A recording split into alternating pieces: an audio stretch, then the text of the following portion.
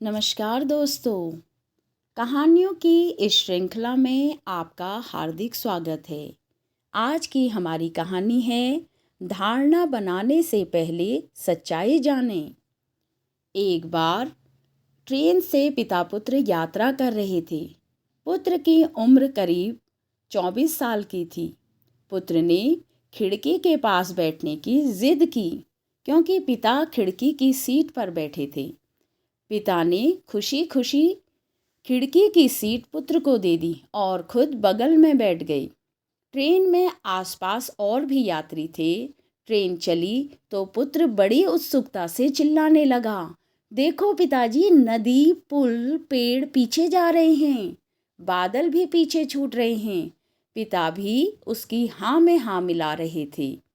उसकी ऐसी हरकतों को देखकर वहाँ बैठे यात्रियों को लगा कि शायद इस लड़के को कोई दिमागी समस्या है जिसके कारण यह ऐसी हरकत कर रहा है। पुत्र बहुत देर तक ऐसी अजीबोगरीब हरकत करता रहा। तभी पास बैठे एक यात्री ने पिता से कहा कि आप अपने पुत्र को किसी अच्छे डॉक्टर को दिखाएं क्योंकि उसकी हरकत सामान्य नहीं है। हो सकता है कि कोई दिमागी बीमारी हो।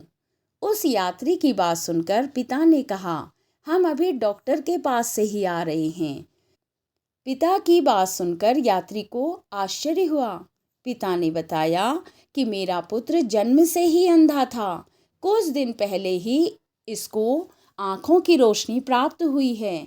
इसे किसी दूसरे की आँखें लगाई गई हैं। जीवन में पहली बार यह दुनिया देख रहा है। यह इसलिए ऐसी हरकत कर रहा है क्योंकि ये सारी चीज़ें इसके लिए एकदम नई हैं, ठीक वैसे ही जैसे किसी छोटे बच्चे के लिए होती हैं।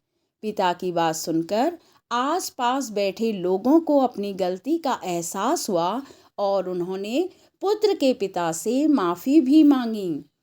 दोस्तों, जिंदगी में कई बार हम बिना सच्चाई जाने ही कुछ लोगों के प्रति अपनी एक राय बना लेते हैं क्योंकि हम उसके बारे में वही सोचते हैं जो हमें दिखाई देता है।